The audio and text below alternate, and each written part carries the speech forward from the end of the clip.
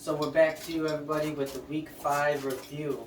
And we kick off this week, at least the Sunday games, with a London game where the Giants took on the Packers.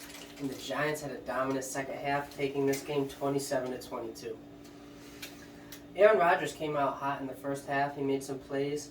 The Giants were able to kind of stay around. They went into halftime 10-20, but in the second half, the Giants' defense stepped up, and Daniel Jones played lights out. Saquon Barkley made big plays after getting hurt and coming back, and that was a real exciting game to watch. It was a fantastic way to start my Sunday morning. This was a great game. I love these 9:30 games. It was definitely a bit of it reminded me of kind of like a slugfest. You know, Rodgers came out, he was banging them down, and the Giants just kept banging back, and they did well. Daniel Jones was definitely a better quarterback in this game. He was athletic, he looked good. He was making passes to a very depleted receiving core, and Saquon Barkley's, there's a reason he's one of the top rushers in the league right now. They really held it down well, and they came through in the end for him. The Giants managed to tough it out, and they played a full 4 quarters. Their defense played reasonably well against Aaron Rodgers and a young receiving core. Rodgers really wasn't able to find the targets that he was looking for. I know a few times he was trying to find his Dobbs downfield and stuff, but who did look great in this game in Green Bay was Randall Cobb. Randall Cobb looked like he had rolled back 10 years. The guy made some great catches in the end zone. I think he had 2 touchdown catches in this game. His stat line was well over 100 yards. He caught a ton of balls. Well, he looked like the only receiver that kind of knew what Rodgers wanted him to do in those key situation plays where Rodgers rolls out and Cobb would be the one to come back to him or find the sideline. Mm-hmm. Oh, yeah. But again, it was a great way to start off the weekend, football games. And it was nice to see I guess you could say the underdogs come out and win this one. Our next game was the first 1 o'clock game, and that was Buffalo Pitt. And this game was just a landslide. I think it was Pickett's first, it was his first, game as a starter. It's a tough game to come out and start. Buffalo looked great. Gabe Davis made some amazing, he only had 3 catches in the game, but 2 of them were... they were game-changing catches. Yeah, one of them was 98 yards on the first play of the game. And then the other one was, I think, 60-something yards. And he had but he caught it one-handed with a defender just over the left side in the end zone. Yeah, in the end zone. It was a great catch. Great pass. Both of them. Diggs had a very good game. All-around passing game was great. Josh Allen had another great game. I think Josh Allen might have had, for the fantasy owners out there, probably the best first half of football that I've ever seen. He, in one league I saw, it was a high-scoring league, but he had 80 points in the first half. He put up 82 points. A very obnoxious first half, and then I think the Bills just sat on him in the second half. They knew they kind of could shut Kenny Pickett down, and they didn't really. They kind of mercy ruled him. Yeah, the thing is this offense, the Pittsburgh offense can take a while to start gelling with this guy in there. He's gonna make some plays here. You gotta grade him on what he's able to do coming in his position, and I think he's doing well. He's gonna be okay eventually. They just got to develop a little bit of rapport with one another. Najee He moved Harris, the ball down the field pretty well. Yeah, Kenny Pickett, he just seemed like he couldn't. A lot of drives, he'd get plays, and he'd get a little series of plays, but the Bills were able to squash everything in the end. There were little sparks where you saw him make some nice plays. And the Pittsburgh receivers, I tell you, probably got some of the best hands in the league. I've seen some of the most remarkable catches out of Pittsburgh. Deontay Johnson had a few more that his feet were like this close to being in bounds. Yeah, I saw that. Remarkable catches. Yeah. Hands down. Also in this game, we had the benches cleared twice. And one of them was actually, it was a little stupid play. The other one was Kenny Pickett actually had taken a pretty tough hit. Kenny Pickett actually got back up and went after the defender that had hit him. It didn't go very well. Both teams kind of erupted and it got pretty rough. But it's nice to see the kid gets up and he's going to play tough. He's not going to let these guys. It was a low hit on his leg. It looked rough. I actually thought it was an injury when I heard the whistle. But it actually wound up. He got up and he kind of fought his way back with this guy. Kind of went at him pretty good. But it was it's a game where this team's going to be a better later. They're just not there right now, and their defense, obviously is a little hurt, but still. They'll get better when T.J. Watt comes back. Watt's going to come back. Fitzpatrick's playing lights out. It's think they'll be able to sneak into a 7 spot if they could get going. Oh yeah, I think they could play for the one of the bottom seeds in the playoffs. Now there's that 7 spot. It's a lot more realistic. But really, again, a huge landslide with 38-3. You know, they just didn't get the right. They didn't see the end zone at all. The next game that was after that was the Los Angeles Chargers played the Cleveland Browns, in which the Chargers won 30-28 in a back and forth game. It was real exciting. Nick Chubb busted a 54-yard touchdown run, and then he came back and had another touchdown run. And then the Chargers came back after the Browns went up 14-0 early. Then the Browns came back again. And it was just a real back and forth game. Austin Eckler continues to produce for the Chargers. And second really good game for Eckler this season. Back-to-back games, he's played really well. Seems to be getting in. I don't know how I feel about the Browns play calling at the end. They got the ball back with very limited time. They made a pass play that got them right on the edge of field goal range, and they had some time left.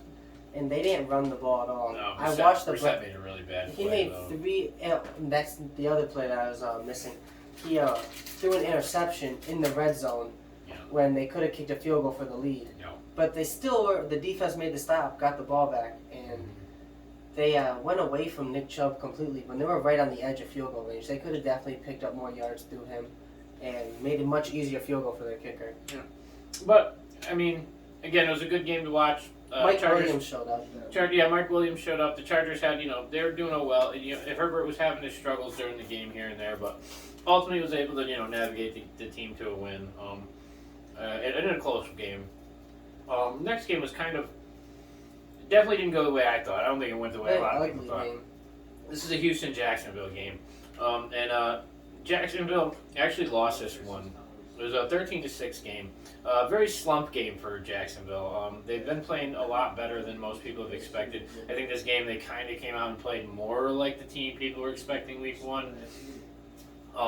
They just didn't seem to have, Kirk couldn't get open. Christian Kirk couldn't get open. Robinson just wasn't having his day on the field. It just wasn't that kind of game for them. They didn't really seem to be clicking very well, and Houston managed to pull it out. I mean, it was a like he said, very ugly game. I said they were going to have 13 points. Yeah. I just thought Jacksonville was going to win. Yeah. It's just it is what it is. We'll see how. Both teams kind of going forward. I don't still don't expect much out of Houston. I'd say it's been a pattern of Houston's ball. If they have anywhere they can hang their hat on, they have Lovie Smith as the head coach. He's a defensive head coach. He coached one of the best defenses in Chicago with Brian Urlacher. He was the head coach when they went to the Super Bowl. And he's got Houston's defense playing well. They held the Broncos. They held the Colts for a while. Pierce they held is right? Is Jacksonville. that the running back? Damian Pierce. Yeah, Pierce. Okay. So he does what Lovie Smith does as a coach. He runs the ball pretty well and he plays defense. He just needs a little better quarterback play. Houston doesn't look the worst, but they still have a terrible record. But they play good defense. Chicago then headed to Minnesota, in which the Minnesota Vikings pulled a late win in 29-22. Minnesota got ahead of Chicago real early. Justin Jefferson started the game off real quick with 8, 9, maybe even 10 catches for over 100 yards. Jefferson was on fire. To start the game. And then Chicago kind of settled in. They came back and actually took a 22-21 lead late in the game. And then Minnesota was able to make another drive, go down the field, score a touchdown, and Chicago just couldn't answer. And they were able to wrap this up. No. I think for the most part, I know Cook scored a couple times in this one, but I think for the most part they held him. They contained him well. Adam Thielen had a few big play catches, not big plays, but it was third down catches. Solid, to fucking keep moving the ball down the field. But really, Jefferson just really went off. Chicago, I think is. They played better than I thought they would. Yep, Against Minnesota. They almost won this one. Herbert over there, he's not bad. He gives him a threat out of the backfield, which makes Fields more of an actual threat in the backfield, whether he's running or passing with that other running option, which is nice. The Singletary just didn't really provide. And I do want to touch on to start this game. Kirk Cousins played very impressive. He started 17 of 17 for with 2 touchdowns. Yeah, it was 17-17, 174 yards and 2 touchdowns. Yeah, very great start to the game. Disgusting start. Looking like a superstar, and then he started playing a little more like Kirk Cousins. Well, he settled in. Everybody got a little comfortable. Plus, eventually, you're going to miss some plays here and there. Not everybody's going to be on page the whole game. Guys get tired. Routes get a little slower sometimes. You overthrow. Minnesota's 4-1 now, though. Top of the NFC North. Yep. Yep. Then Next Detroit was able to get blanked by the New England Patriots. They completely took their lunch money. This is And they another beat one, them yeah. 0-29, in which Bailey Zappi looked very serviceable. He played very well for being a third-string quarterback. He definitely didn't cost them the game or make any mistakes because the defense played well enough to get Patriots to win. Patriots scored a defensive touchdown, and They shut him out. It was, they ran the ball really well. The Patriots went out and played Patriots ball, ran the ball, played defense, and quarterback didn't make mistakes. Well, here's the problem when you have the highest scoring offense in football, which is what Detroit has. The problem is they also have a defense that's letting up the most points in football. And if you're going to ride both of those lines, you have to ride both those lines every game. And unfortunately, their offense didn't show up. So their defense, their defense unfortunately allowed a third-string rookie in Zappi to come out as a starter.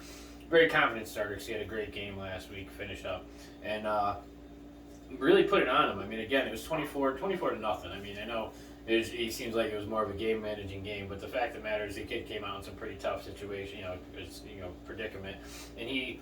I mean, a lot of people are probably looking at this to be a shootout, and it just wound up being a total shutdown in Detroit. I know they're very injured right now, so it's not a real reflection of the offensive team that they were to start the season. And when they get their weapons back, I'm sure they'll be doing very similar. But this game was just a blanket. It was tough. I know you'll never get an NFL player to say something like this, but do you think Bailey Zappi gets a confidence that he almost beat Rodgers, so Jared Goff is way easier than Rodgers? Oh yeah, I'm sure. I mean, and if he had came out and he really handed it to Rodgers, because it was a close game. That game came down to the wire last week, and he came in and he played great. So I think that if you come out, playing a Titan, and then you step back to some guy who's just a regular schmo, then it's a little different, but. Next game here. Oh, actually, in this game, another bright star here was Stevenson. Stevenson had a great ground game in this game, which actually probably helped, give Zappi a little more of that balance. Yeah, he had 161 yards. He went in on the ground. He had a great running game, which I know New England fans aren't very used to. They're not very ground heavy, never have been. A few years they've had guys, but it's never been that kind of productivity. So it's great to see that he's working out for them. The next game was a New Orleans-Seattle game. You had two teams that are very. I think on different ends of the spectrum right now where they're playing at. Seattle's they seem pretty healthy going into this game. They look good. They're playing well. You had a New Orleans team who was coming out very injured. They're depleted receiving core. They were down by halftime. They were down their entire starting receiving core because Thomas didn't start. Jarvis Landry didn't start. Olave got hurt and came out. Which brings us to Taysom Hill, who had a hell of a game. Yeah. Carried the Saints' entire team in this game. Carried the Saints to a 39-32. The defense didn't play well for New Orleans. Yeah. As far as the stat line reads, to me, Taysom Hill recovered a fumble on special teams, had 3 rushing touchdowns and 1 passing touchdown. So Taysom Hill put the game on his back, and the Saints were able to win 39-32. Yep. I mean, Geno Smith made some really good throws. Geno Smith made some great throws. Both their starting receivers were well over 100 yards. Lockett had 2 deep balls. DK had a deep ball. The ball was moving for Geno, and he was airing it out. But Lockett had 2 touchdowns and over 100 yards. He had a great game. Again, the one of the big problems here happened early in the game is that Rashard Penny came out with a very bad foot injury. He didn't come back to the game. I don't know how long. I haven't seen the report on the actual injury and how long it's going to be. But they're definitely down their starting running back, who's off to a good start of the season. And it does make a difference in play calling. So, but we did see. the real issue was Seattle couldn't hold Taysom Hill this game. Yeah, well, it was a tough game. I mean, Kamara had a pretty decent comeback game. He played well for somebody who's been on the injury report and was doubtful to even play. Yeah, he had over 100 rushing yards. Yeah. Kamara came back, he had a good game. So it made up for the problems in the passing game, the lack of targets and whatnot. But just a game I don't think too many people expected New Orleans to win with the injury report the way it was going into the game. But the Nets just stay out there, tough it out, and pull out a win. Our next one took us up to dirty Jersey. Miami came up to Jersey with. And it was just an unfortunate game for Miami. Yeah. The Jets were able to win 40-17, but Miami really, their season's been so unfortunate so far with the quarterbacks. It's almost Bridgewater, sad to yeah, watch. they lost Bridgewater in this one too. So Within the first couple plays, Yeah. it's sad to watch what's happening to that team because the future looks so bright for them, and I'm just hoping they'll be all right. But the Jets, on the other hand, whether it's been ugly football, lucky football, the way they beat the Browns, Miami's banged up and they're taking advantage. The Jets are 3-2. Michael Carter had an okay game in this. He had some scores. He did see the end zone. He put some yards on the ground on this game. And whether Miami's offense is banged up or not, Zach Wilson and the Jets put up 40 points on that defense. They did. So. Yeah. Miami's defense. It's a shame, but again, I don't think too many people would have taken Miami if they knew that they were going to be down to third string quarterback to play most of the game. Shout out to cornerback number 1 on the Jets. Sauce Sauce. Gardner got his first interception of his young career. Sauce also got his that was actually Well, they the called hit it that intentional grounding. Well, that was so the hit that took Brady out. I took Bridgewater out. Sauce had a disgusting sack. I didn't get a sack. They got Well, intentional grounding. yeah, technically, but it was a sack, dude. He had to throw the ball away. He threw the ball away, but he was sacked. He had him down in the end zone. It was pretty ugly. They wound up getting a safety for it either way. Bridgewater got the ball out of his hands before he hit the They ground. scored a touchdown after Sauce's pick. Sauce is having. He's probably in the runnings for Rookie of the Year at this point. Yeah, he still hasn't been yet. He still hasn't been scored on. He's starting to really come up. They're using him, mixing, moving him around that defense. Salen's got a good defensive mind. They have a real good chance with this guy for him to be a premier player in the league in the next couple of years if he keeps it up. He's building a reputation already. So Are the Jets a dark horse playoff team, a sleeper? no, absolutely not. No? Not this year. Not this year? You don't No, I don't think so. think? This All right, year. we'll see. They're 3-2. I love an underdog story. So, but the next game after that's Atlanta, and they went down to Florida to take on the Tampa Bay Buccaneers.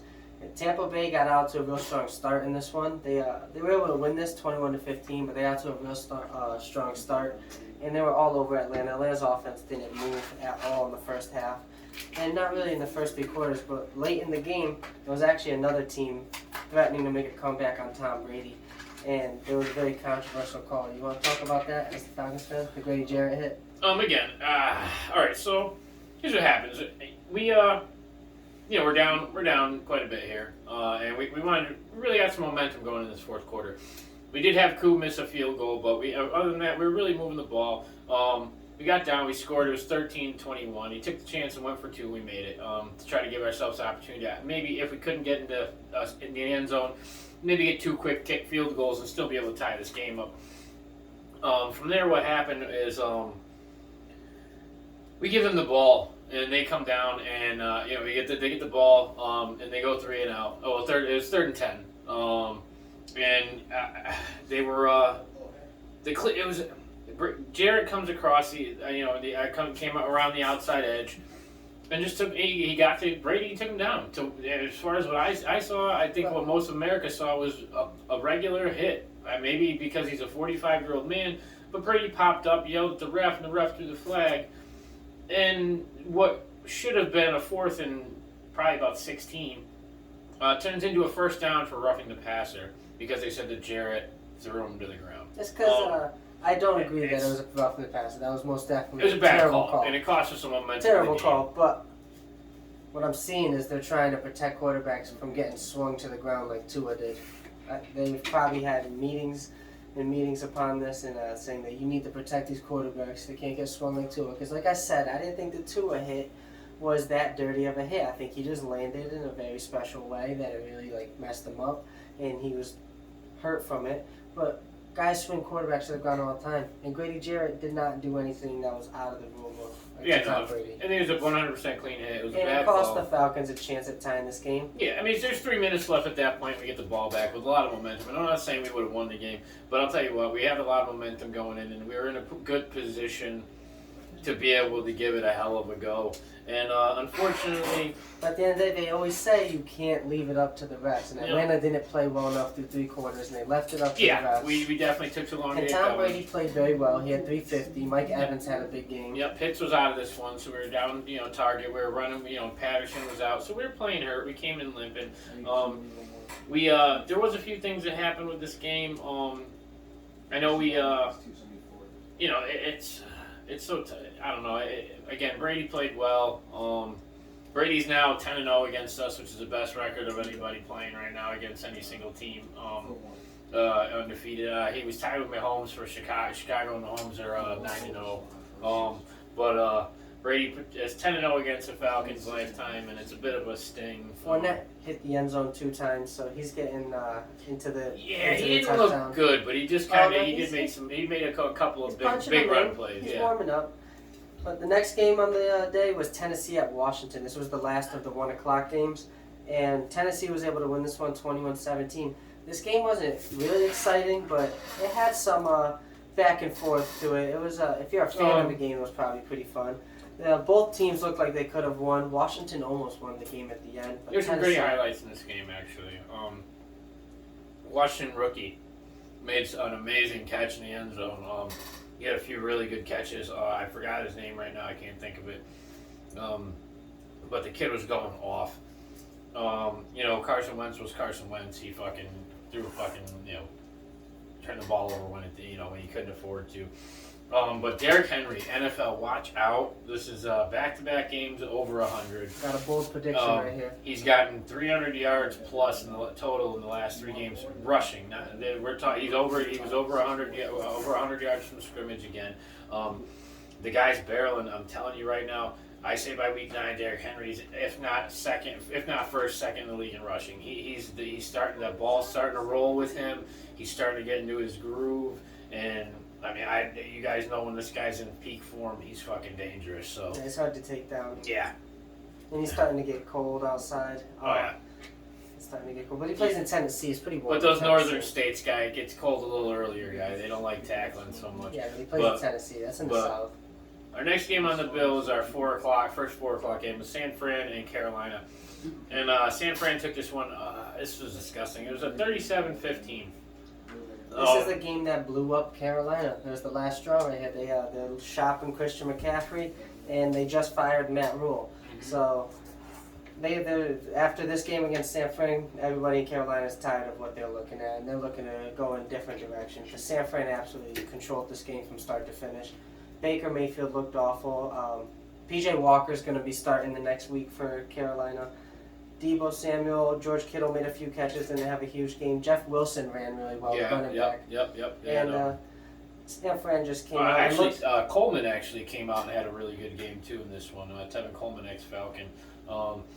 He came out. He had scored a touchdown. He had a few big play runs. They really were effective on the ground game in this game, and they had a few really good weapons to do it in. So. This was just a rout. It was a landslide, yeah. It didn't look like these two teams were on the same competitive level. And it does look like Carolina at this point is kind of shopping their options. So this backs up my prediction that Baker Mayfield will now forever be a career backup quarterback. I don't think he'll start again in another franchise. Unless he's forced into it by way of injury.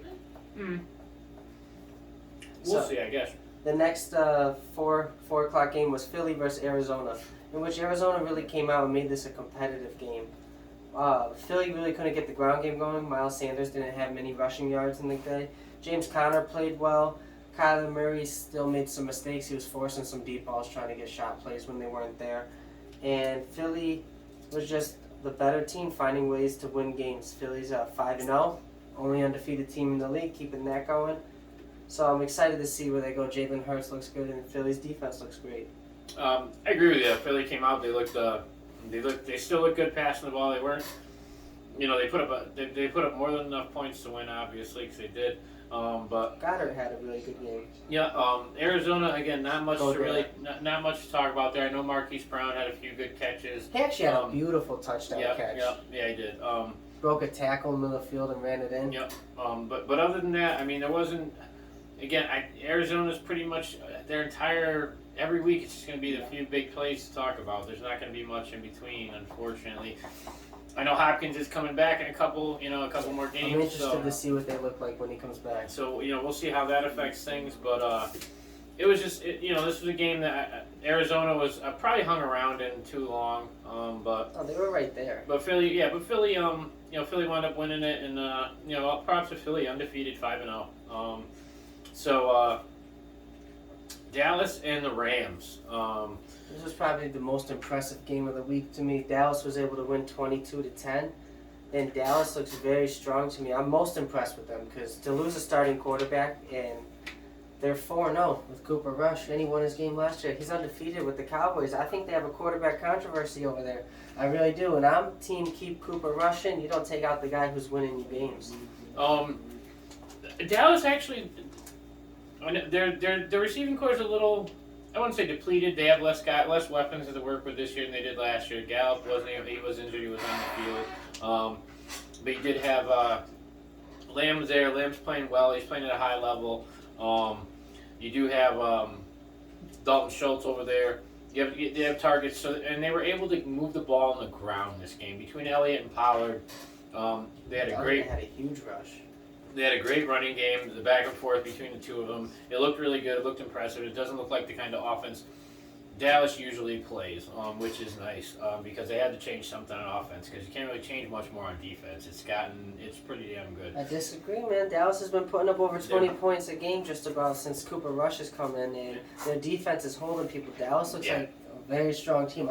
I think people in the NFC need to be scared of Dallas. As far as the controversy goes, it's going to be a tough call because if you got a guy who's winning, I mean, to be honest, Dak didn't look that good in the game in week 1 when he was playing.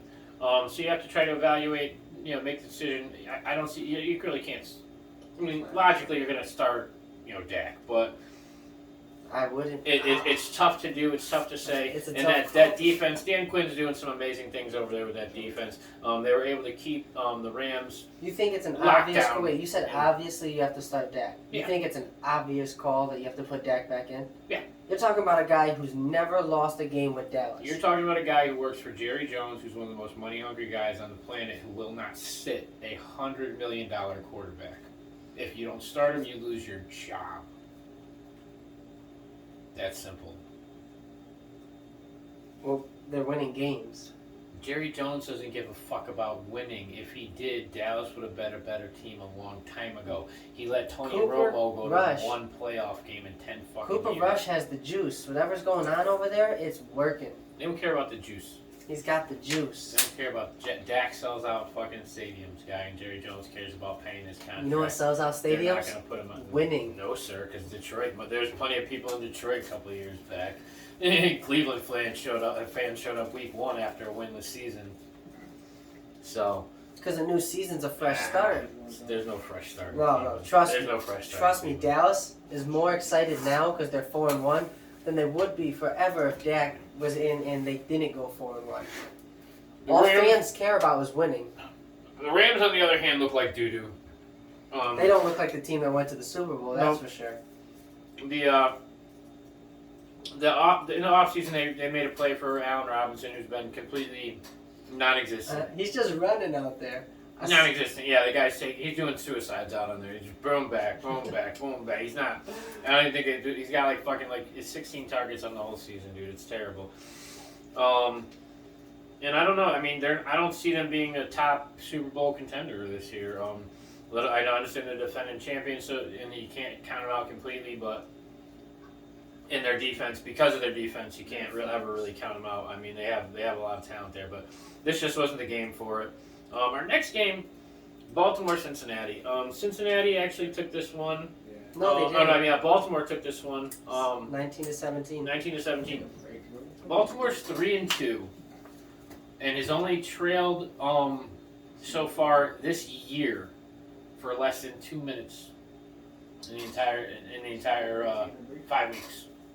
Has only trailed the game for less than 2 minutes, and they're 3-2. I can't put my finger on Baltimore this year because their team's been all over the place. They've shown struggles in the offense of these past few weeks, and early in the season they've given up big points on defense. Miami really got after them. New England got after them, even though they were able to beat New England. So sometimes their offense is shaky, sometimes their defense is shaky. If they could get both those units on the same page, they could really become a really good team. But as of right now, they've been very unpredictable, and I think that the Bengals were right there in a good position to win this, and it's such a benefit to... Lamar had an average stat line this week, Yeah. Which helps, Cincinnati, but... I think, I know there's such a benefit that Baltimore has and John Harbaugh has in knowing that you have a kicker And Justin that Tucker. doesn't miss. Unbelievable. Just doesn't miss. Nope. I mean, Cincinnati did come out. They played well. They had their times. Joe Mixon really never really got going this game, but they did. The passing game was there. Chase actually had a better game than he's had the last couple weeks. But it just wasn't. They couldn't get it all together. They couldn't hold it together long enough. Baltimore's trailed, consistently. But it was one of those games where Cincinnati managed to get up right towards the end, and you thought they were going to lose another one right towards the end again, like Buffalo, and then Justin Tucker, they were able to get the ball, get down in the position they needed to get in to get themselves a win. So, congratulations to the Baltimore 3-2. Christian McCaffrey, I've heard, is on the market, and Baltimore might not be the fan favorite right now. Lamar with a quick scat back like McCaffrey that he could dump it off to and have both those guys make a place in the same offense, I think that'd be dangerous. I'm trying to think of where I heard rumors of McCaffrey going. I've heard about him going to Philly. I did hear about Philly's potential. There was another one. I can't fucking think. It's probably not going to happen, but Baltimore and McCaffrey seems like a really good fit to me. Yeah, I mean, it wouldn't be a bad place, but I don't know. It's almost too much running, too much backfield there. McCaffrey has so much talent on his feet, and I don't know if him and Lamar would gel well. I don't know if it's a good mix of talent there. The Monday night we had the Las Vegas Raiders versus the Kansas City Chiefs, and this was a very fun game to watch. It started off with Adams making a big play. Really thought he was going to take over this game, and he had a fantastic stat line, but Adams was a deep ball threat. The Chiefs won 30-29, and Adams started the game off with a deep post route on 4th and 1 that he took for a touchdown. On a 4th down play, disgusting, dude. Just went for it all. Adams made another deep touchdown to tie the game up towards the end. And then Adams looked like he was going to be open for the deep ball when Renfro ran into him. So he was also visibly frustrated after the game. And then for the Chiefs, it was really just the story of Mahomes with Kelsey. Unstoppable last night. There's a lot to talk about in this game. You had Vegas came out and started out 17-0. Had these guys feeding their lunch. By halftime, it was 20-10. Jacobs had a good game on the ground. He did, yeah. Jacobs was all over the Chiefs' defense. Another guy who looks like now that he's finally gotten a few games under his feet this season is really starting to turn it around. He's had a few good games in a row. If he keeps putting them together, top 5 in rushing. Yeah, if he keeps putting them together, he's going to be just fine. Kansas City, even when it looked like they had Mahomes under wraps, he made a really big play downfield to Smith-Schuster. Great catch. And then, Mahomes to Kelsey all day. 4 touchdowns Kelsey had on less than 60 yards for the game. At one point, he had 25 yards and 4 touchdowns. 5 catches for 26, I think, maybe 25 or 26 yards and 3 touchdowns. The stat lines are just retarded. It was unbelievable the numbers this guy was putting up in the game. He's just unstoppable at the goal line, and everybody knows he's going there, and they still can't stop him. On the other side, you had Vegas played really well in the beginning. They came out, they had an middle, but they were running the ball well still. Carr made a few small mistakes. The big mistake really in this game came down to... Would you have gone for 2? Well, there's going for 2, but the big problem was you had 2 veteran receivers who I wouldn't say a Hail Mary play because it wasn't necessarily a Hail Mary play. They needed 1 yard for a first down. Yeah. You had 2 veteran receivers run into each other on a huge play so that both of them are on the ground and you have Carr throwing to a wide open, empty field with nobody standing there. Because I'm sorry, if you're Devontae Adams, if you're Hunter Renfro, you're on the field. You know how to run routes, and for the money you're getting, you don't get paid to fucking run into each other on the field, dude. You have to know where the guys are. You have to know when you're making plays. You have to know where you're supposed to be, where guys are supposed to be. That's what you're getting paid. The kind of money that Adams is getting paid to get paid. You got to know everything that's going on, dude. There's an expectation that comes with that, and that really. I'm sure there's other plays that might have shifted the course of the game, but. When it came down to that ended the game. That play ended the game for them. And it's just a shame to see after all the effort that they put in. On defense, Crosby had a great game. Well, if you're the Raiders coach McDaniels, are you going for two or are you kicking the field goal and tying the game? I would have kicked the field goal and tied the game. That was the other stupid mistake. Is this idiot? It's. I would have just kicked the field goal. They got the stop. They would have got a chance for the win. Yep, I know, but it was. What are you gonna do? I don't know. I think it's a tough call. You're always gonna. Whenever there's a situation where people are like, oh, should you have kicked it or gone for it? Same problem with hardball. Everybody. No matter what decision you make, you're gonna have to. You're gonna have to explain it to somebody. Because there's always going to be the guy who says, well, what if he did, you should have done this, well, you should have done that. Well, it happens, dude. The guy made a call, probably not the call most people would have taken. I'm always a go with the points kind of guy, especially when you're talking about a tie versus potential loss. It was kind of gutsy to try to go for the win. Jacobs was running well at the time, having a good game. Maybe he thought he had something there, but I would have been comfortable going into overtime with Kansas City the way that they were, both teams were playing. At that point, you're tied at 30, and clearly no team's better than the other. You're both having a decent game somewhere, so you go into overtime and you try to fight it out. But obviously maybe he had some shit he had to get home and do. I don't fucking know. He couldn't stay that late, but either way, that's the last game on our Week 5 slate. So. Tune in later on in the week for our Thursday Week 6 review. Don't miss it. In the meantime, have a good day, Bristol Sports fans. Yes, have a nice one.